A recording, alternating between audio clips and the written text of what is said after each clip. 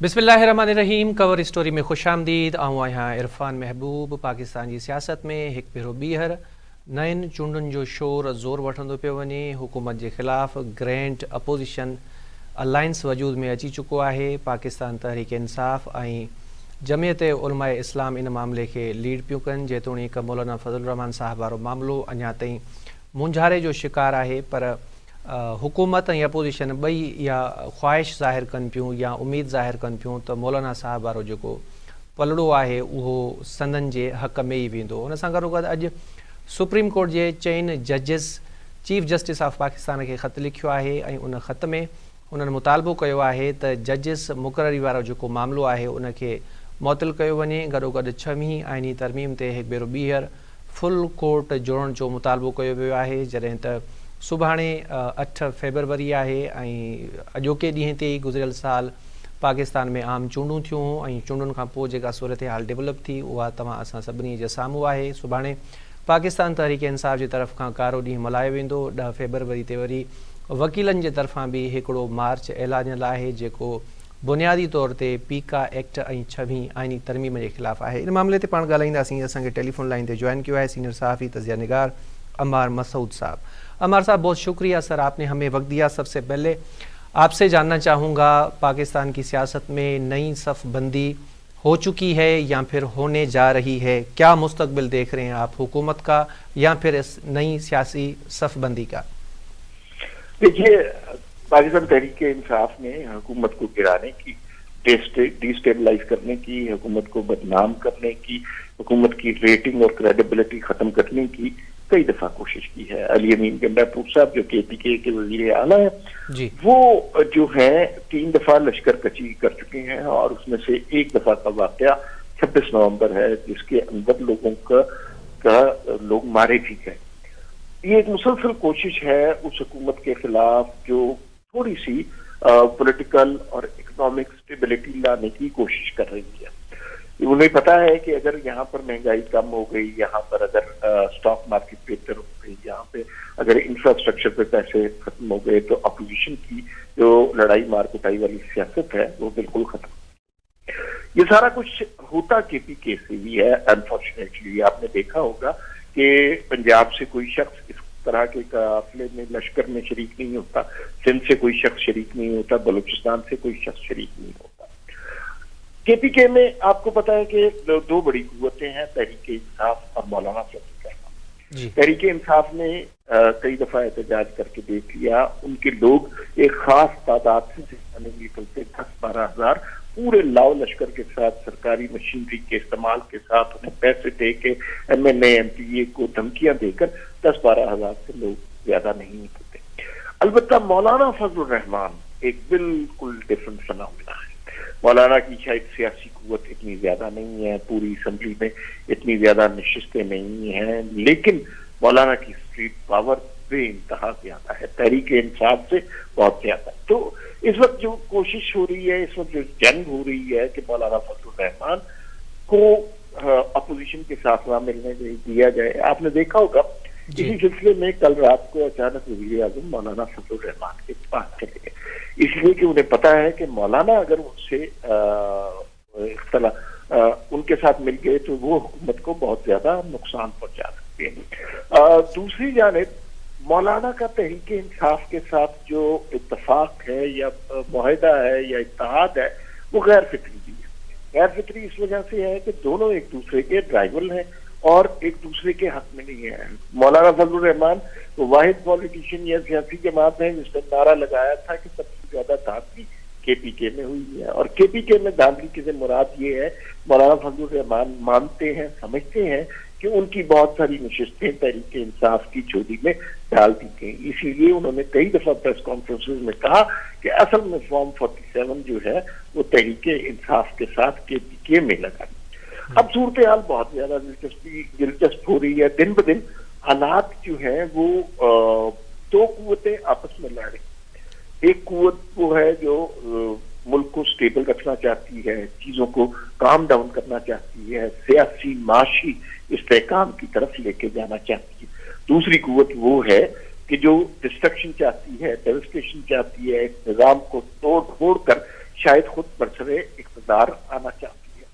8 फरवरी को तहरीक इंसाफ ने जलसे का ऐलान किया है, 10 फरवरी को वकला ने भी एहतजाज का ऐलान कर दिया है। इसलिए ये एक मुसलसल काविश है। बस हमें ये समझना चाहिए कि वकला का जो एहतजाज है उससे बहुत से लोगों ने बहुत सी उम्मीदें बांधी, लेकिन वो एहतजाज उस किस्म का होगा नहीं, इसलिए कि वहां पर अब वकीलों के अंदर बहुत हिस्से पुखरे और धड़े बंदियां हो चुकी हैं। अब उसके अंदर कुछ किसी को समझ नहीं आता कौन किसके हक में है, सारे ही एक दूसरे पे एस्टैब्लिशमेंट के परवरदा होने का इल्जाम लगाते हैं। तो आने वाले दिनों में सूरत हाल बहुत दिलचस्प होगी।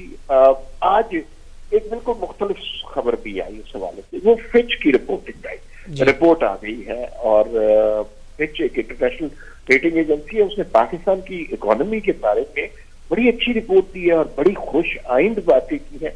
उसने बताया है कि महंगाई बढ़ने की शरह पाकिस्तान में बहुत कम हो गई है, शरह सूद जो है तो बहुत कम हो गई है, और इन्वेस्टर का ट्रस्ट अब आहिस्ता आहिस्ता कायम होता जा रहा है, जिसकी वजह से आपने देखा कि स्टॉक मार्केट ने बड़े रिकॉर्ड भी बीट किए। अच्छा, जब स्टॉक मार्केट रिकॉर्ड बीट करती है तो इसका मतलब है कि इन्वेस्टर या सरमायाकारी में दिलचस्पी रखता है। महंगाई कम होती है, इसका मतलब है कि अवाम का हुकूमत पर एतमाद होता है। ये बड़ी अच्छी बात है। ये पहला साल है। फिर इसमें आपने ये भी देखा होगा कि आज मुद्दतों के बाद नवाज शरीफ साहब मंजर आम पर आए और उन्होंने कोई पॉलिटिकल एक्टिविटी की। आज वो मरियम नवाज के साथ फैसलाबाद, जंग, चिन्योट के जो सूबाई अहदेदारान हैं या मेंबरान हैं उनको मिले हैं, और वहां पर उन्होंने 2 बातें की हैं कि शहबाज शरीफ साहब ने मईशत को तनज़्ज़ुली की जानिब गिरने से रोक लिया। ये नहीं कहा कि तरक्की की जानिब सफर शुरू कर दिया, उन्होंने कहा कि वो डेमोस्ट्रेशन रोक ली है। दूसरा, उन्होंने मरियम नवाज की परफॉर्मेंस की बहुत तारीफ की। तो अब बुनियादी तौर पर 2 कुव्वतें हैं। वो कुव्वत एक वो है जो लाओ लश्कर के साथ वफाक पर हमला करना चाह रही है, और दूसरी वफाक की जानिब से मईशत की स्टेबिलिटी की, पॉलिटिकल और इकोनॉमिक स्टेबिलिटी की कोशिश की जाएगी। आप बहुत अच्छी तरह जानते होंगे कि जब भी कोई लाओ लश्कर निकलता है, धरना होता है, एहतजाज होता है, लाठी चार्ज की तस्वीरें आती हैं, कारकुनों पर एक्शन होता है, सारी दुनिया में ये खबरें जाती हैं, तो उसका डायरेक्ट असर हमारी मईशत पे पड़ता है। स्टॉक मार्केट उसी वक्त धड़ाम से गिरती है।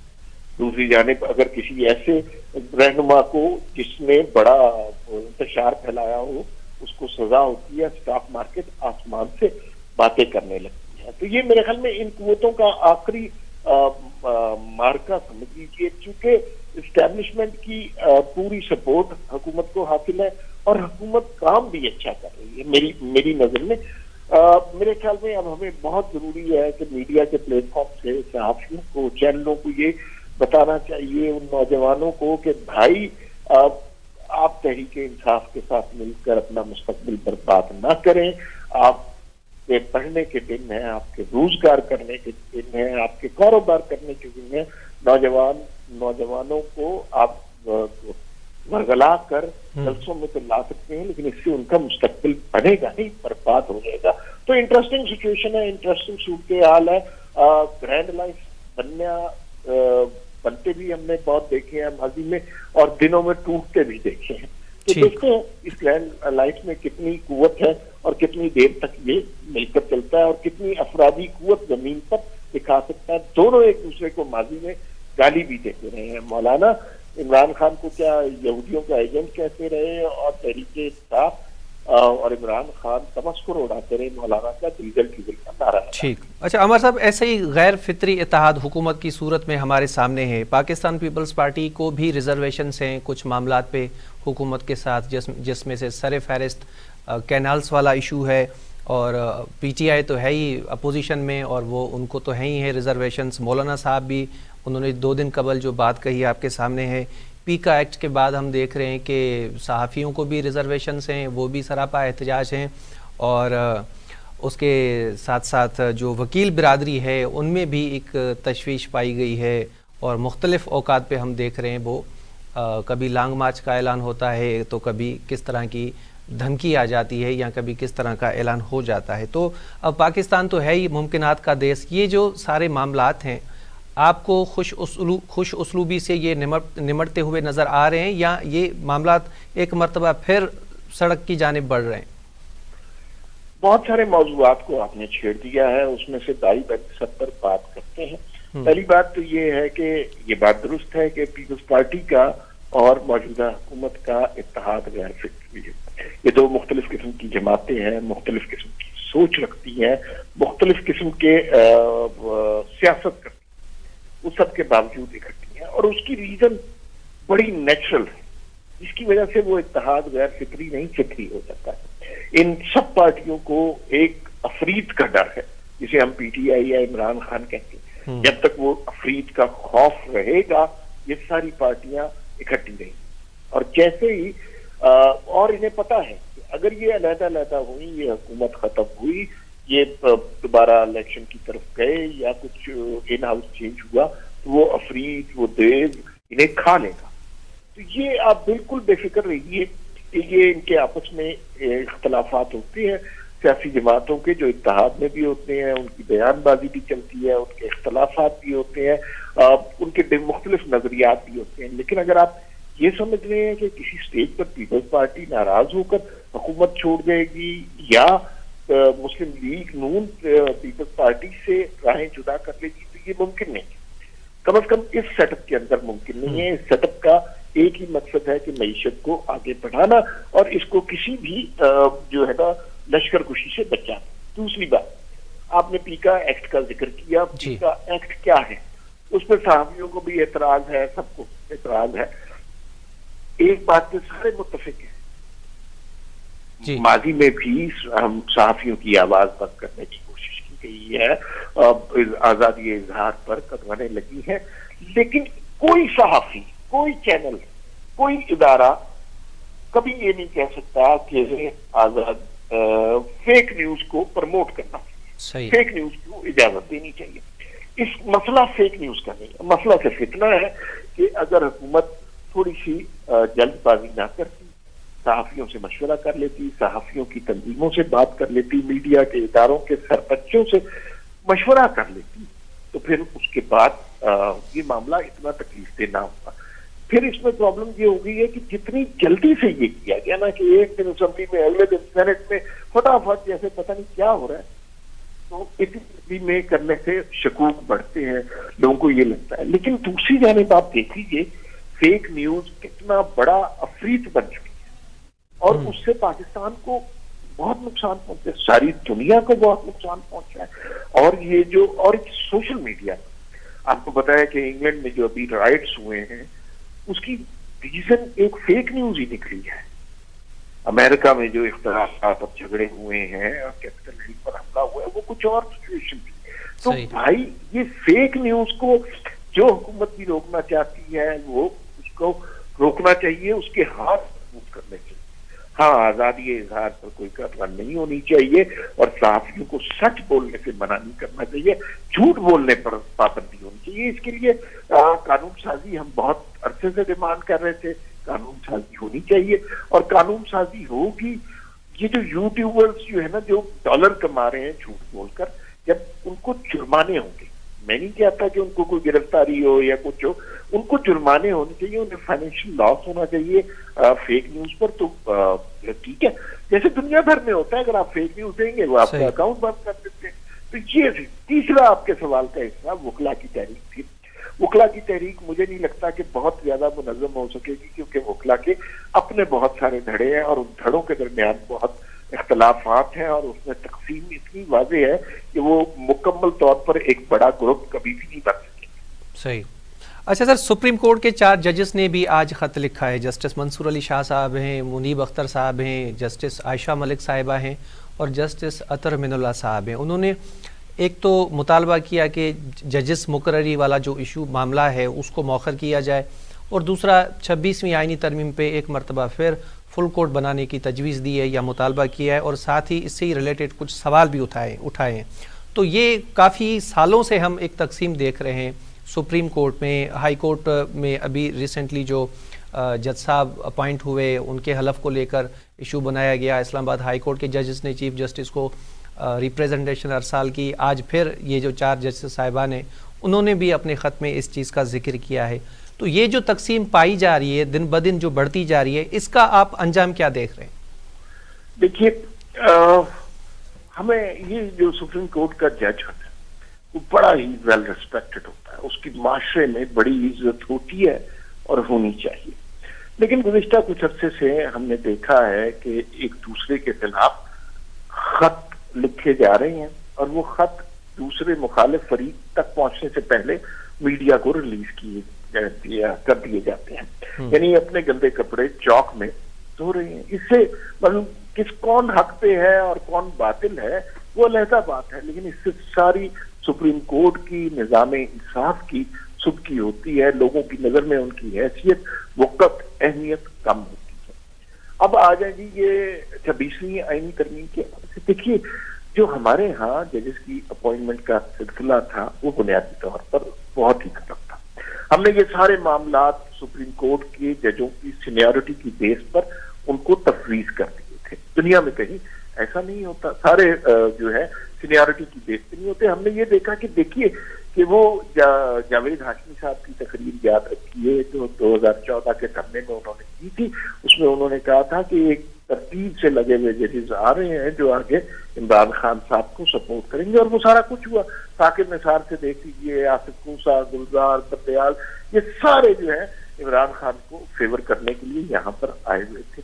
اچھا، اور ان سے مدتوں سے کام کیا گیا تھا، اور ان میں کبھی کبھی ہوتا ہے کہ کوئی شوکت عزیز صدیقی جیسا جوان مرد سامنے آتا ہے. تو بھائی وہ سارا سلسلہ ہم نے دیکھ لیا. اچھا، یہ پارلیمان کا حق ہے، ساری دنیا میں یہ پارلیمان کا حق ہے کہ پارلیمان ڈیسائیڈ کرتا ہے ججوں کی اپوائنٹمنٹ کے بارے میں. یہ اس طریقہ کار پہ آپ ڈسکس کر لیں کہ اس میں حکومت کی کمیٹی بھی شامل ہوگی، اس میں وزیر قانون بھی شامل ہوگا، اس میں اپوزیشن کے نمائندے بھی شامل ہوں گے، تب وہ کسی جج کی تعینات ہوں گے. تو میں تو پھر 20ویں آئینی ترمیم سے بہت خوش ہوں، اور اس سے مجھے یوں لگتا ہے کہ پارلیمان نے اپنا کھویا ہوا ایک اختیار تھا جو سپریم کورٹ کو دے دیا تھا، جو جوڈیشری کو دے دیا تھا، وہ واپس لے گئے. دوسری بات یہ ہے کہ جب معاملہ سارا 26ویں آئینی ترمیم کا ہے کہ فل کورٹ بنا لیں، یہ کر لیں، ابھی نئے ججز آ جائیں گے اور پھر وہ جو ججز کی تعداد بڑھ جائے گی، 25 ہو جائے گی میرے خیال میں، تو پھر فل کورٹ بھی ہو جائے گا،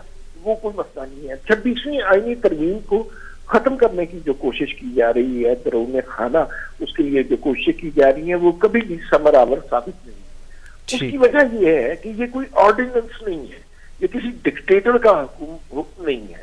یہ پارلیمنٹ نے، یہ قومی اسمبلی نے، یہ پارلیمنٹ نے منظور کی ہوئی ہے، اکثریت سے منظور کی ہوئی ہے. تو اس میں کوئی تبدیلی نہیں ہو سکتی. اور یہ اللہ کا بڑا شکر ہے کہ ہمارے پاس ایک 26ویں آئینی ترمیم ہے جس میں ہم سپریم کورٹ میں عام انسانوں کے مقدمات بھی سن سکتے ہیں، اور آئینی عدالت کسی اور جگہ لگے گی تو جو عام آدمیوں کے مقدمات تھے وہ تو ہمیشہ سپریم کورٹ میں بیک گراؤنڈ میں چلے جاتے تھے نا. وہاں پہ تو صرف وزرائے اعظم کو گرانے اور ان کو پھانسی لگانے کے کام ہوتے تھے. تو یہ اللہ کا بڑا شکر ہے کہ اب ہم آئین کی بات مختلف ججوں سے کریں گے اور جو دیوانی اور فوجداری مقدمات کی بات کسی اور سے کریں گے. منصور علی شاہ صاحب کو اصل غم تو ظاہر ہے یہ ہے کہ ان کی باری بنتی تھی، وہ اپنے حساب سے چیف جسٹس میں بیٹھے تھے، لیکن اس کا کوئی نتیجہ نہیں نکلا. خط انہوں نے پہلے بھی کئی لکھے، اور سب سے تکلیف دہ خط جو انہوں نے لکھا وہ قاضی فائز عیسیٰ جس دن رخصت ہو رہے تھے، نوکری کا آخری دن تھا، انہوں نے ایک خط لکھا جس میں ان کی قاضی صاحب کی بڑی توہین کی. آپ کسی شخص کے ساتھ مدتوں ساتھ کام کرتے ہیں، اس کو اپنا باس مینٹور مانتے ہیں، اور اس کے خلاف آپ ایسی رقیق حرکت کریں تو وہ مناسب نہیں لگتا. میں منصور علی شاہ صاحب کی بہت عزت کرتا تھا، لیکن اس واقعے سے میرے دل میں ان کی عزت بہت کم ہو گئی ہے. تو 26ویں آئینی ترمیم ختم نہیں ہوگی. یہ بے شک ایک خط کے بجائے 1000 خط لکھے 4 جج مل جائیں یا 8 جج مل جائیں، اس سے اب کوئی فرق نہیں پڑے گا. سسٹم اب اس حکومت کو، اس نظام کو چلانے کے حق میں ہو چکا ہے، اور آگے مجھے کوئی ایسی تبدیلی نظر نہیں آتی. ٹھیک ہے عمر مسعود صاحب، بہت شکریہ، آپ نے ہمیں وقت دیا. ناظرین اتئی کور اسٹوری میں بریک وٹھوں تھا، بریک کھاں پوء پاڻ واپس ईंदासीं. ॻाल्हि ॿोल कंदासीं हैदराबाद में वकीलनि जो SSP फ़र्रुख लंजार जी बदिलीअ जे लाइ ॿिए ॾिहाड़े बि क़ौमी शाहराह ते धरणो आहे. ब्रेक खां पोइ इन मामले ते ॻाल्हायूं था.